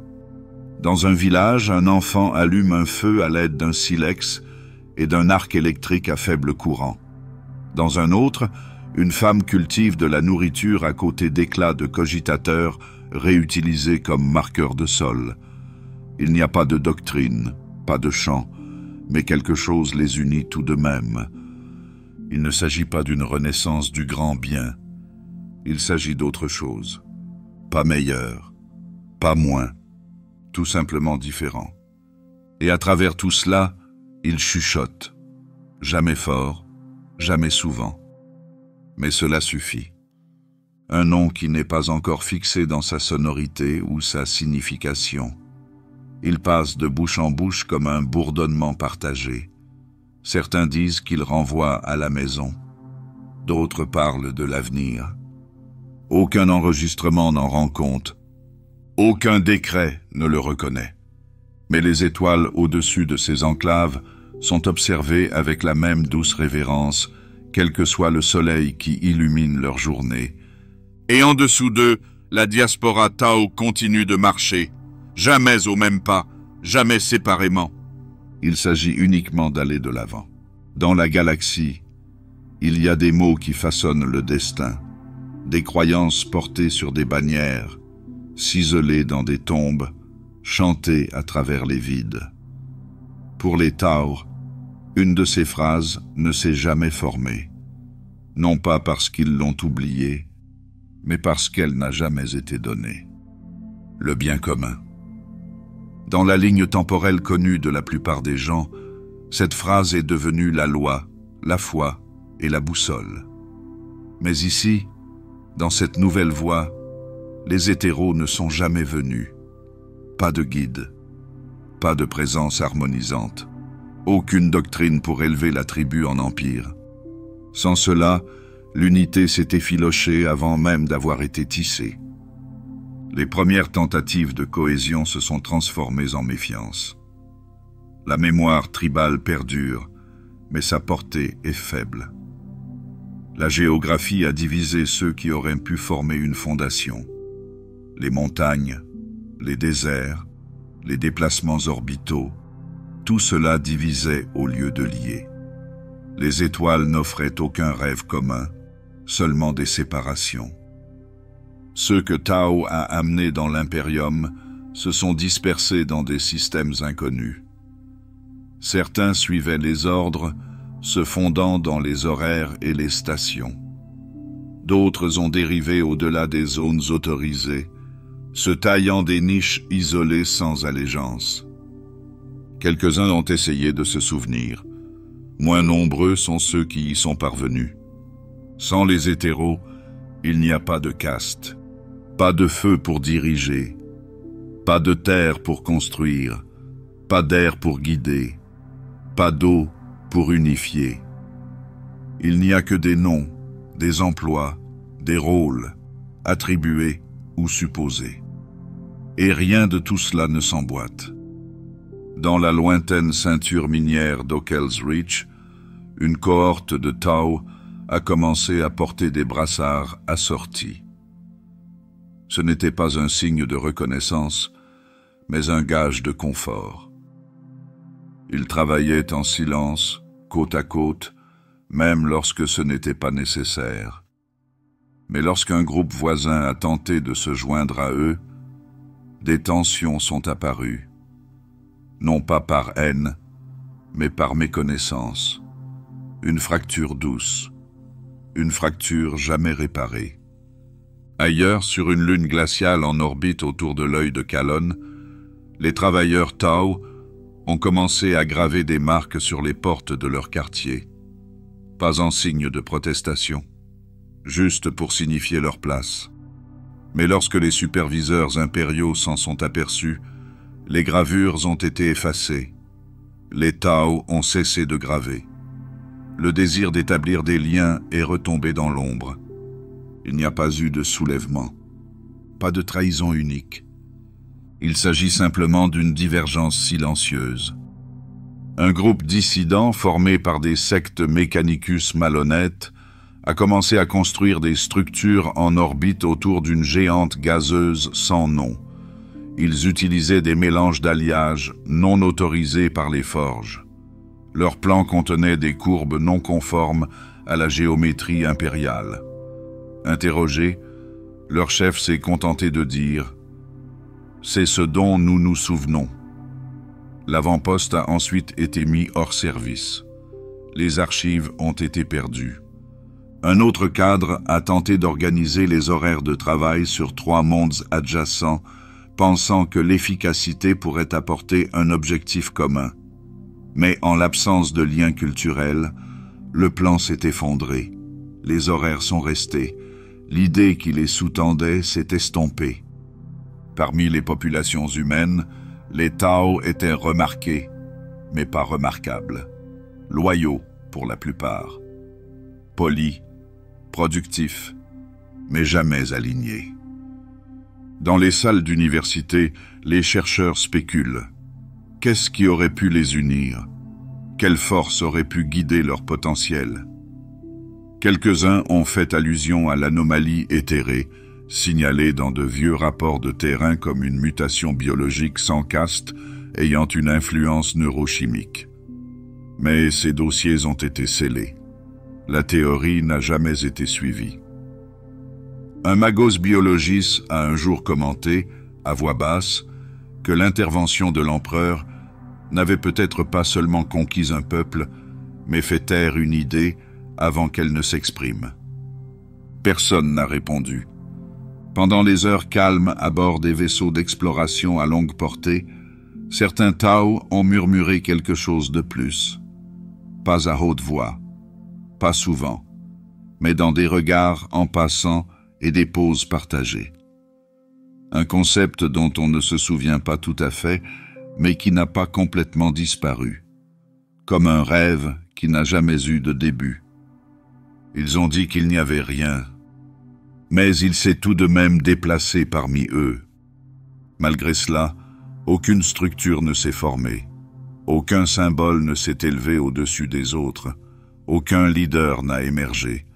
Ils sont restés des fragments. Certains servaient l'impérium avec diligence, d'autres disparurent dans des vides inexplorés, d'autres encore devinrent des éléments statiques dans des colonies mineures, immobiles, imperturbables. Ils ne formaient pas un seul peuple. Ce n'est plus le cas aujourd'hui. Ils étaient devenus des silhouettes dans les marges, présents dans de nombreux endroits, centraux dans aucun. Certains sont loyaux, d'autres non. Certains ne sont fidèles qu'au rythme. Et pourtant, la question persiste. Que signifie perdre ce qui n'a jamais été? Peut-on faire le deuil d'une chose si elle n'a jamais eu lieu? Parmi les étoiles, il y a des empires nés dans les flammes, des civilisations qui s'élèvent par la guerre, par la vision, par l'idéologie. Mais les Tao, dans ce récit, ont dérivé sur un courant lent. Ils n'ont pas été effacés, pas éteints, juste jamais rassemblés. Leur empire n'a pas été brisé. Elle n'a tout simplement jamais commencé. Et à sa place, à travers les stations et les mondes frontaliers, dans les laboratoires, les fermes et les vaisseaux sans nom, un peuple s'est déplacé avec grâce, sans se soucier de la destination. Pas d'hymne. Pas de trône. Un souvenir qui ne demande qu'à être imaginé. Ils n'avaient pas de scénario à suivre. Dans d'autres domaines de l'histoire, les Tao ont construit leur vie sur des pierres de fondation, nom de caste, fonction sacrée, équilibre entre les rôles. Mais dans ce fil plus silencieux, il n'y avait pas de grande vision pour structurer le moi. Aucune main éthérée ne guidait le comportement. Aucun rituel partagé n'adoucissait les limites entre la tâche et le but. Les castes n'ont donc jamais été formés. Pas formellement. Pas complètement. Pourtant, des fragments subsistaient, traces d'une forme à demi remémorée. Ceux qui avaient autrefois brandi des lances pour défendre leur famille se sont tournés vers les arts martiaux. Pas pour la gloire, ni pour la foi, mais parce que leur corps se souvenait du poids du mouvement. Sur des mondes lointains, certains devinrent des mercenaires, leurs services étant échangés contre des rations ou un abri. Ils ne prenaient pas plaisir au combat, mais ils n'hésitaient pas non plus. On les voyait souvent dans les colonies marginales, gardant les portes, escortant les cargaisons à travers les plaines couvertes de givre, réduisant les menaces au silence avec précision. Certains humains les appelaient les Fireborn, bien que les Tau eux-mêmes n'utilisaient pas ce nom. Ils se déplaçaient en petites unités, jamais plus de 5. Lorsqu'on leur demandait leur allégeance, ils haussaient les épaules ou restaient silencieux. Une colonie a signalé un trio qui a construit ses propres baraquements à l'extérieur des murs. Ils patrouillaient sans qu'on le leur demande. Lorsque le danger était passé, ils partaient sans parler. Ailleurs, les mains habiles et les esprits pratiques, ceux qui auraient pu faire partie de la caste terrienne, se tournèrent vers le commerce. Ils devinrent des bricoleurs, des troqueurs, des récupérateurs.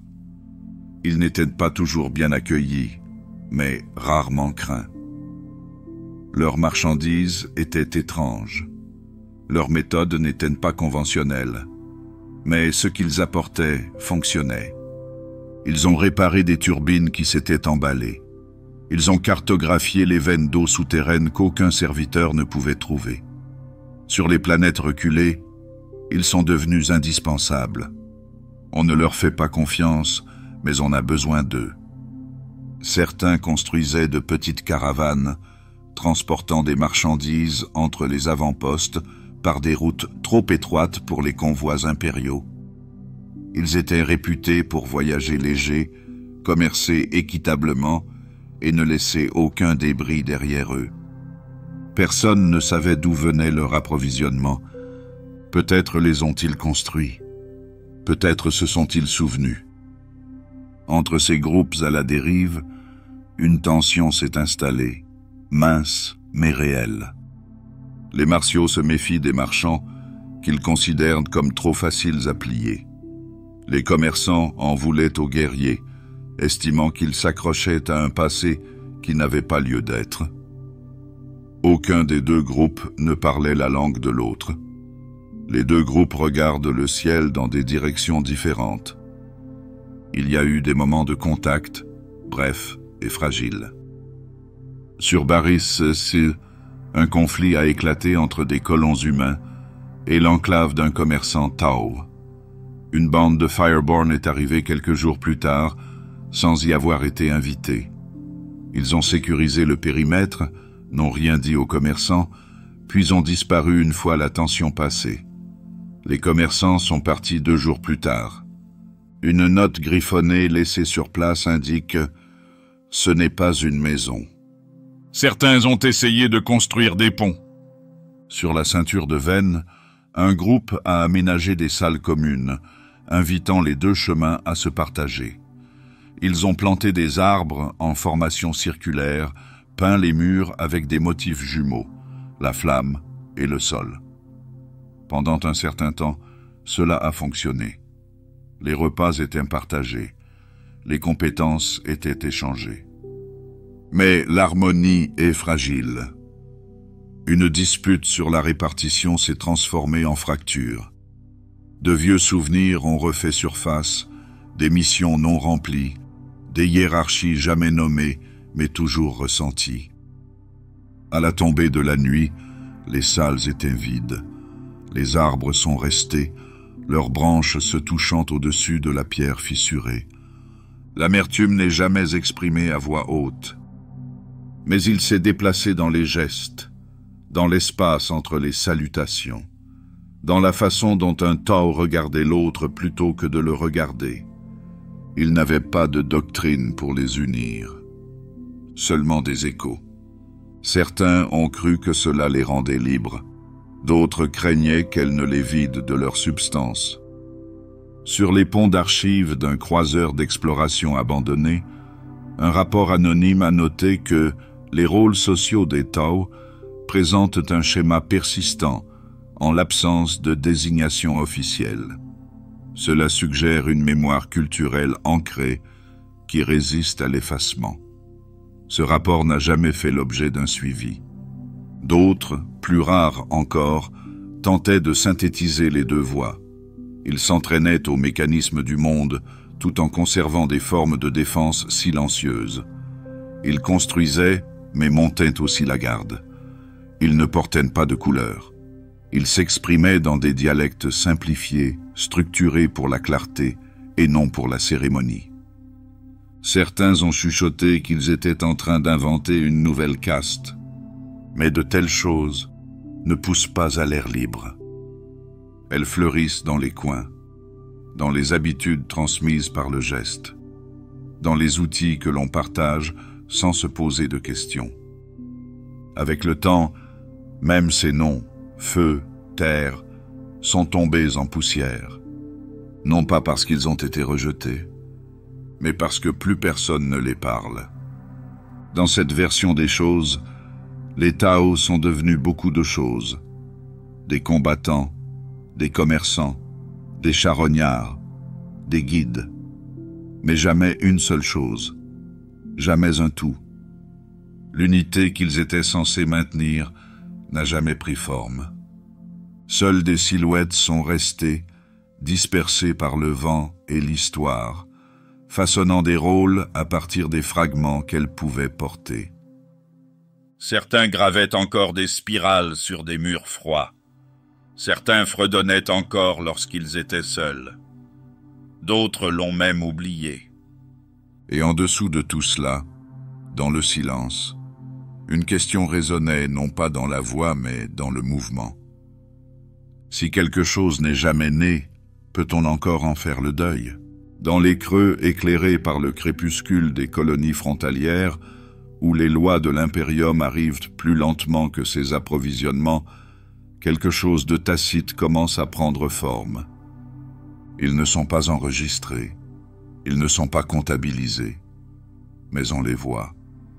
Des enfants à la peau d'airain teintée de cendre, des yeux légèrement plus larges que ceux des humains, des pommettes aux angles bizarres, des voix qui enroulent les syllabes doucement, comme le vent qui effleure les roseaux. Ils passent d'une culture à l'autre comme des ombres entre les arbres, sans se presser, sans se poser de questions. Hybrides humains Tao. Leur existence est interdite, par décret, par la foi, par le silence qui maintient la grande galaxie ensemble. Mais en marge, les règles se brouillent comme l'encre sous la pluie. Sur les colonies dépourvues de contrôle central, la survie fait des concessions avant que la loi ne s'exprime. Dans la commune agricole de Dalren's Hollow, une enfant nommée Vira est connue pour construire des pièges à vent qui récoltent de l'humidité mieux que les unités standards. Ses cheveux sont drus, ses yeux bleu lavande. Sa mère est humaine. Son père n'a jamais été mentionné. Personne ne le demande. Sur la lune minière de Tesside 2, un trio de traducteurs parle 3 dialectes et porte des visières en ferraille. L'un d'eux n'a pas de sourcils. Une autre fredonne pour elle-même une tonalité que l'on ne retrouve dans aucun hymne. Ils sont efficaces, ils sont polis, ils n'appartiennent à aucun registre. Ces hybrides ne sont jamais rassemblés. Ils ne sont jamais étiquetés comme un seul peuple. Mais ils émergent comme des mares après la tempête, chacun isolé, chacun formé par le même courant étrange. Ils ne parlent pas d'unité, mais ils se connaissent dès qu'ils se rencontrent. Parfois, un geste. Parfois, seulement un regard. Un mouvement des doigts. Un clin d'œil un peu trop long. Puis, ils se séparent à nouveau. Pour l'Imperium, ce phénomène n'est pas pris en compte, non pas parce qu'il est insignifiant, mais parce que le reconnaître signifierait modifier les registres, réécrire les codes, redessiner des cartes qui n'ont pas été conçues pour tenir compte de l'ambiguïté. Ils sont donc ignorés. Certains sont classés comme mutants, mais aucune mesure n'est prise. D'autres sont notés dans les registres locaux, leur lieu de naissance étant laissé en blanc. Quelques-uns sont répertoriés sous la rubrique « Déviation non spécifiée, non perturbatrice ».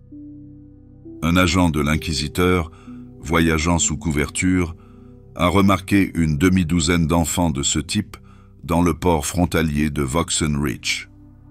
Elle a signalé une anomalie physiologique légère, une fonction élevée, pas de menace immédiate. Son supérieur n'a jamais répondu. Parmi les citoyens impériaux, les attitudes varient. Certains détournent les yeux, d'autres proposent un emploi, ne voyant que l'utilité. Quelques-uns murmurent des mots comme blasphème, mais n'agissent pas. Sur un monde froid proche de la nébuleuse fantôme, un enfant hybride est élevé par un garde à la retraite. Il lui apprend à pêcher sous la croûte de glace. Elle fabrique des outils avec du fil de fer et des os de coquillage. Son visage est indéchiffrable. Son regard est fixe. Lorsqu'il meurt, elle brûle son corps avec des huiles qu'elle a elle-même fabriquées. Pas de rite, pas de prière, juste l'immobilité. Elle part le lendemain matin, aucune trace. D'autres s'engagent sur les routes commerciales, acceptant des emplois dans les couloirs silencieux qui séparent les systèmes stellaires. Leur présence en inquiète certains, en réconforte d'autres. Ils sont trop Tau pour qu'on leur fasse entièrement confiance, trop humains pour être totalement rejetés.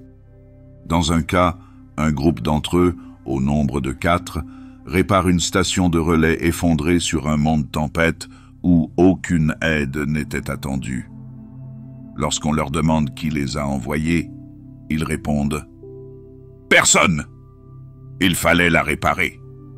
Puis ils s'en vont. Ils ne parlent pas de credo, ils ne jurent pas fidélité. Pourtant, ils persistent.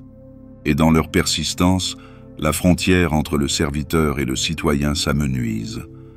Certains humains en viennent à se fier à eux. D'autres commencent à apprendre d'eux. Les langues changent, les outils évoluent, les recettes de cuisine se mélangent. Une chanson transmise par une mère à son enfant contient maintenant une phrase qui n'a jamais existé en gothique. Dari Kelnai. Personne ne sait ce que cela signifie, mais il est doux, il est réconfortant, il reste. Dans les villes où l'on mesure les étoiles et où l'on compte les sceaux de pureté, de telles choses sont inconnues. Mais à la périphérie, là où la nuit est plus longue et où le silence n'est pas toujours vide, ils sont de plus en plus fréquents. Les Tau, autrefois tenus à l'écart, marchent maintenant dans les rues de villes étranges, non pas comme des étrangers, mais comme quelque chose d'autre. Pas tout à fait des visiteurs, pas tout à fait des autochtones. Les enfants nés des deux ne sont ni élus ni condamnés. Ils sont simplement là. Et parfois, quand personne ne regarde, ils dessinent des cercles dans la poussière. Pas des symboles de l'Empire, pas des signes de rébellion. Une simple motion, un simple souvenir. Il suffit de penser que ce qui a été perdu n'a peut-être pas disparu, mais qu'il est différent. Lorsque les navires passent au-dessus de leur tête et que les étoiles effectuent leur lent balai dans les cieux frontaliers, les hybrides regardent vers le haut avec des yeux qui ne clignotent pas aussi vite que ceux des humains. Et ne clignez pas des yeux aussi lentement que Tau. Ils clignotent entre les deux.